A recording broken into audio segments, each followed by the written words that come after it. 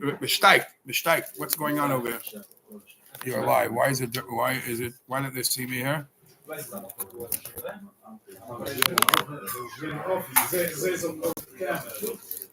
Okay, Shalom Aleichem, everybody, and welcome. First of all, it's very nice to see someone. Wait, question was from the Shabbos here. Okay, let's go. Let's do this right now. We have over here a gabbai of a shul. So because in one of my Choshen Mishpah classes, we just in 3 different places we tackled the Inyan, which is negated to this season. I want to discuss this, and that is, this is about the season of the year where people buy seats in the shul. This shul we don't charge anything, but maybe we just give. We're just the givers. But believe it or not, fights. Mordechai, somebody's calling you. Fights for rights for shuls in the seats didn't start now. Who wants to sit up front? Who could sit next to you? I'm going to show you 3 places in Shulchan Aruch where this issue of having rights, where to sit, when to sit, we were always fighting. Where and what rights do you have? You want to push somebody else away because I want my family to be next to myself, etc., etc. So I'm going to quote to you, even though it's 3 separate places in Shulchan Aruch, I'll quote it to you as it's mentioned in the order. The first place it's mentioned, again, I'm not obviously to have a makom kavua is a very important thing because it says by Yashkem Avram Avayker El Amakim Masha'amacham. It's always good to find it. Like Adam over here has a standard place. You know that's where your set place to daven. That's very, very good. That's what it's preferable. But people pay for shul seats for another reason, for income, for the shul, or whatever it is. And you don't want to go wandering looking for a seat. You know you have your seat and so on. So there are different issues that come out. Now, I'm only tackling the Choshen Mishpat part. The Choshen Mishpat part is the financial part.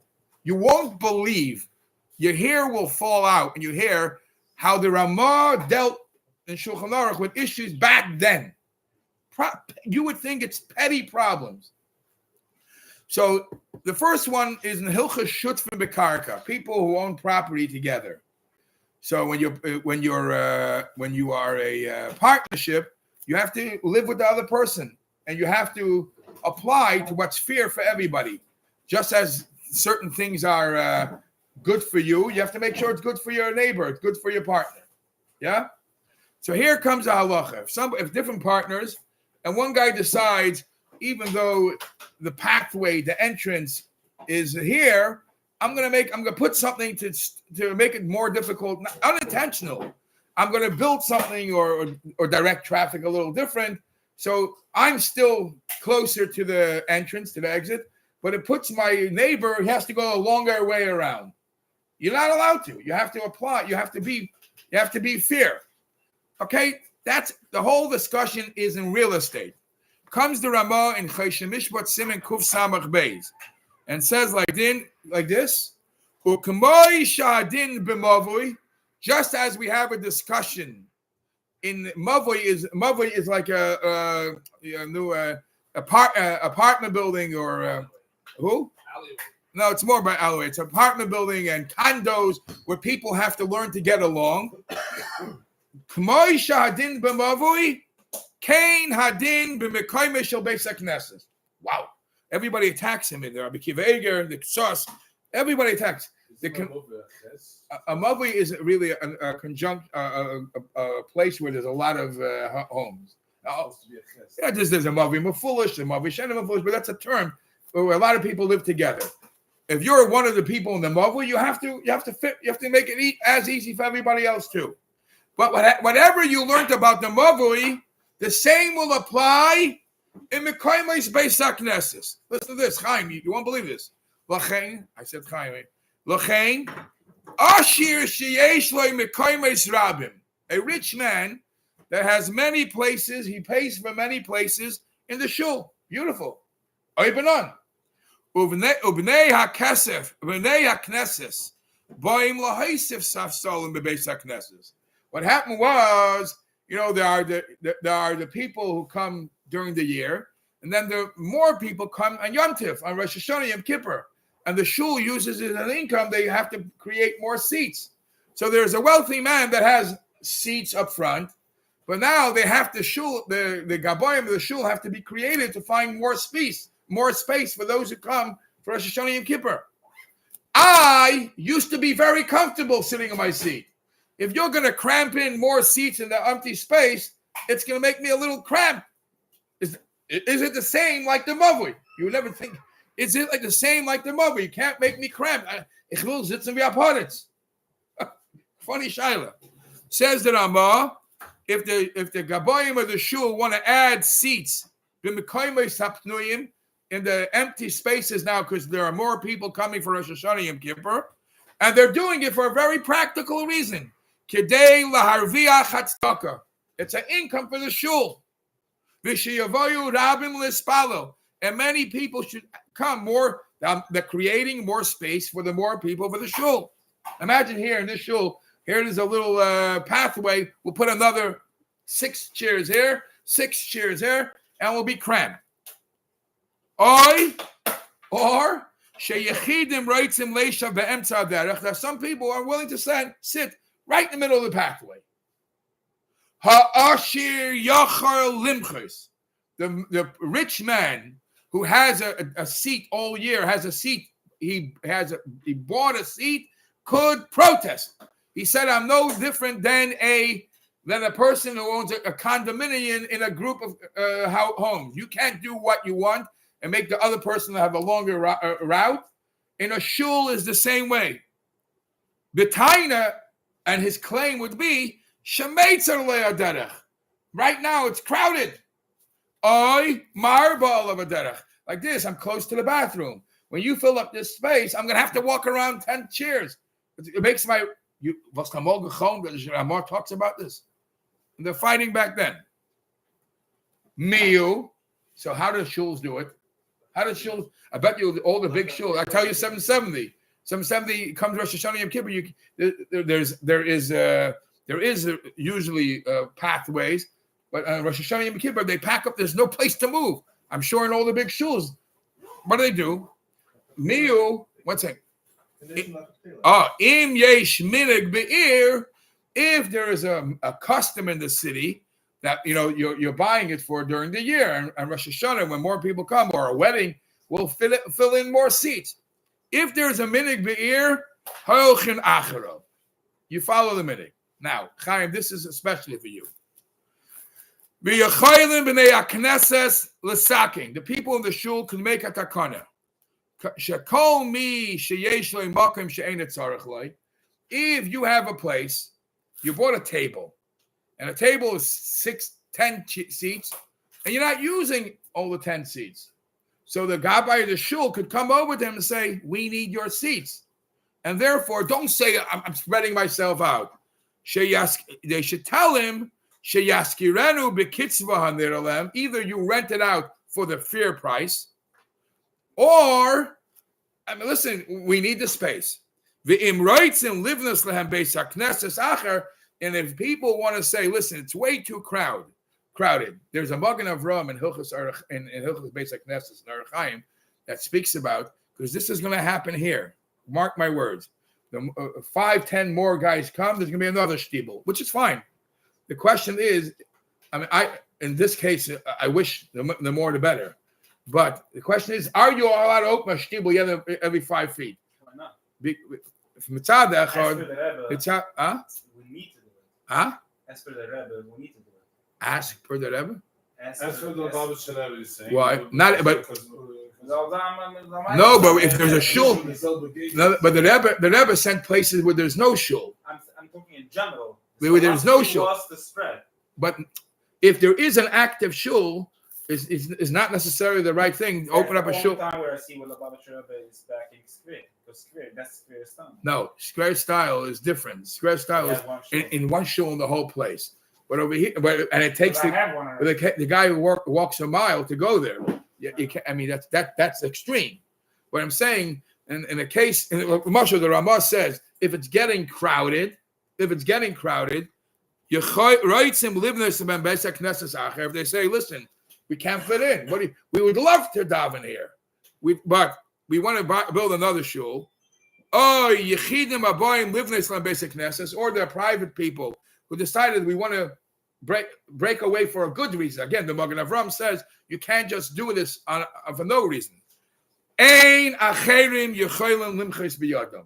You can't stop them as long as there's a decent reason. V'hamoicha, and anybody stops somebody from opening a shul if it's needed, royal in a zifa. He deserves a spanking. He deserves a punishment. All right, that's one place. Then it goes on to say, the English tabish bebeis haknesses, a shul should only be used and built proper way. You only use the shul ela bedavar hanog, for what a shul is made for. I can tell you in different shuls, because they're creative and finding seats that swings from all over the place. So it says in Ramah, Lochein elu hayoshim b'mayriv, those who sit in the back of the shul. Now they can't just build things because they're in the back of the shul. If they want to if they want to build a platform in the back, so they should be able to see the front.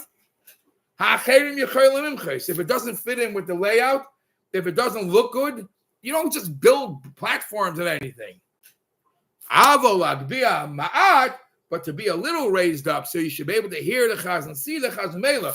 But to do something dramatic, you're not allowed to. So this is one place in the Ramah where the Ramah says where a person, where there's a problem with it's getting crowded in the shul. And there's so much here in the Pesach Tshuva for the Chassam Sofer, but everybody here is in a rush. We have a lot to do, so I'm going to move on. Just another case in Siman Kuf. It sounds like the Spalm are on the shul, not who. It's who owns the shul, B'chlau? Who owns the shul? The community. If I own the shul, what does it mean? You own the shul? If I open a shul, I pay for it. That's exactly what's happening here. Yeah. No. So what? Yeah, Then I don't. But the people who come here, it's not my shul. I mean, whoever davens there creates. So that's my question. If it's my shul as well, I have authority on the shul as well. I can tomorrow come to decide that I want a beam over there on that side of the shul, according to the remote that I can do that. First of all, that has to be al pei halacha. We don't do that al pei halacha. I mean, I don't get what you're saying. If there's a minig that there are certain rules and regulations placed in that, as Shoshana, you're gonna have 200 people in this tiny shul, this big shul. If milchatchila the takana is that Rosh Hashanah will allow it to be squishy, then even those who paid for a seat will have to know they're going to be squishy. Yeah, but according to what you just said, that I could go, you come in Rosh Hashanah and do a platform for myself in the corner over there, so I could. If it's not crazy, in other words, it's something minor. That's something that's not. It's not. I could take it out and not see them. Yeah. So I have the right, and the Rav of the Shul can tell me now. Go try it. Rabbi, would you understand? What I just finished was Siman Kuf Samach Beis. Now I'm going in Choshen Mishpat. Yeah. Now I'm going to Siman Kuf Ayin Aleph. V'chein Rabim hayoshimim al safsalach. And most of the shuls, there are individual. You're probably figuring, what's going on out here? They're fighting for such babyish things, right? They're fighting. What are they fighting for? Live and let live. I know Adam's way of thinking. So, anyways, listen to this. There are two types of seating arrangements. There are seats and there are benches. All right. I once heard a person going into to a luggage store, and he goes to the guy behind the counter and says, "Could I please buy a Chassidish suitcase?" So he says, "What's a Chassidish suitcase?" He says, "A Chassidish suitcase. When you buy it, it looks like this. When you open up all the compartments, it looks like that. There's enough space. So the chair, how many people could sit in a chair? One. But a bench, you ever see? We can see it in 770. The same bench on a regular Shabbos can sit 10 people. On a busy Shabbos, 20 people sit in the same bench. Somehow you fit in. It's like the Beis Hamikdash. So here the Ramah says another shaykhach. The Ramah says, Rabim hayoshvim. I'll start earlier. Reuben and Shimon sheyesh b'kaimitz b'beis haknesses zeh zeh. Reuben and Shimon have seats next to each other. It's like in school, right? They have seats next to each other. Reuben decides, I used to like him, but the guy's burping. I don't know. The guy makes funny sounds. I don't know what it is. I want to make a shtickle divider. I want to make a divider.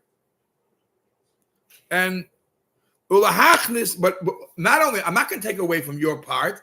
Ulahachnis, I'm even going to put the little divider in my space. Shimon says, I don't want no dividers here. Why not? If you make a divider, I'm going to be a little cramped. Like now there's ear space. You would never dream that this is a Shulchan Aruch. I'm not making this up. Reuven wants to put in his part of the shul. He wants to put a divider. And Shimon says, no, it's going to be a little pushy. Hadinim Reuven. Reuven is allowed to put his divider because as long as he doesn't take away from his space. Or, if many people are sitting on one bench, listen to this. There's a bench, and let's say there's 5 people. Rosh Hashanah Yom Kippur is coming. So the guy sitting at the end of the bench wants to add. He wants to add one more seat right next to him. How terrible is that? But the guy sitting next to him on the bench says, no. I don't want you to add any more extensions. Why not? Listen, it's great. The guy sitting next to him wants to stop him. But Amra, he says, this sounds so Litvish. He says, until now, you're number 1 and I'm number 2. You put somebody next to you, I'm going to be number 3. You're degrading me. He wants to protest. But Amra, Sha'achshav Husheni Yel Tzarash. The Im Yosef, and if you're going to add another seat, I'm going to be number 3. Hadin, he's right. He's allowed to protest. He's not allowed to make an extension. What's going on? Then there's give me 2 minutes. Then there's a Pischei Tshuva with many other scenarios. If you're adding an extra seat or you're just extending the bench. Yeah. All right. I'm just going to do one more piece and then we're going to go. What's your first name? Shimmy, wait here because you're going to take a picture. You're the photographer. We're almost finished. Then there's a Siman Kuf Ayin Hey. Siman Kuf Ayin Hey. Another issue. What's about first come, first serve? They're opening up new seats in the shul. Who has first rights to buy those seats? In real estate, is a dinah de bar mitzvah. This is one of the main reasons why you have to go to Bezdin and not to secular court. Besides the issue of going to secular court, because in real estate issues, there is no such a thing as bar mitzvah, a neighbor first rights in secular court. In Torah view, is such a concept. You have to give first right to the neighbor. So the result, the outcome, can be completely different in secular court than it is in Torah. So the Ramon Siman Kuf Ayin Hey, he said, Yesh Aimrim. There are those. The first thing Mechaber says the same would apply in Kaimis Basic Knesset. If I have a seat here and the next seat becomes vacant, I have first rights to buy that seat. It's a piece of real estate. It's like a piece of real estate, and if I don't want it, they'll sell it off. Comes the Ramah, and the Ramah says, you better sell seats here for heavy money here. One who sells seats for the shul. I'm not here to show You go every year in Uman? except for last year when I had my baby. B'nei mishpat. You have your ticket already? Yeah? And is Fishy going too? I'm booking. Get him on Zombie, I'll come here. Maybe. My wife's not here. B'nei mishpachtoi. It's a good idea. B'nei mishpachtoi yechelan l'salik hamoicher mishum pegam mishpacha. Which means to say like this. Some... No? Oh, wow. Is it very good. Some of Lubavitcher Tam. We say much less yotzers than you. Jews. Yeah, but we say much less yotzers. Lubavitcher say much. Hey, that's a guy. I davened by Weiner in Pomona for years there. Weiner? Yeah. Werner? What's Lubavitcher? in Pomona. The Chabad man? Weiner, right? You teacher. Oh, Weber, sorry. Weber. Weber, yeah. He teaches there? No, his wife. Yeah. Oh, he's down there? Yeah, for years. Oh, when we. So that's we'll say much. Okay, anyway, listen. I want you guys to go. One who sells seats in the shul. B'nei mishpachta yecholim l'salek hamoicher mishum begam mishpacha. Listen to this. It's funny. We have the comparisons. Our Himmel B'shay. Before we had a comparison, buying seats in the shul is like what was the first comparison? It's like condominiums. Then that was the first halacha. The next one we had buying seats in shul is matzronis, dinner de metzra, first come first, and the neighbors have first rights. And now we're going to see buying seats in the shul is like buying a plot in the cemetery. What does that mean? If somebody's buying a plot, if somebody has a family plot in the cemetery, and one of the people who are part of the group are selling his place to somebody else, the family members could stop it because you could say it's pasnish. It's not for us. This guy comes into our who is he? Whatever. I don't want to. So they're allowed to stop it. So it says over here the same thing. If anybody's selling his seat in the shul, b'nei mishpachte, the rest of the family, yecholim l'salek hamoicher, they could push away the moicher and say you're not selling anything. Mishum pigam mishpacha, because you're making the family look bad. You sold it to just one guy. V'yesh cholkim, and others argue, and the Vilna Gaon, the Bir Agra says it's the same machlekes we have by the cemetery. The nidali, the hakar l'fiya inyan. It will depend who you're bringing in. Imhaya begam bezel mishpacha. If you're bringing in somebody that's a begam, what's the begam? In the shul, the Goldstein family is here, the Friedman family is here, and suddenly in the middle of the Weinberg family is Ayotze David. Something is wrong. So then we won't allow it. But if it won't look like a begam mishpacha, then you're allowed to sell it. Just for now, just every small detail, there's tile halachas. Okay, let's do a group picture before you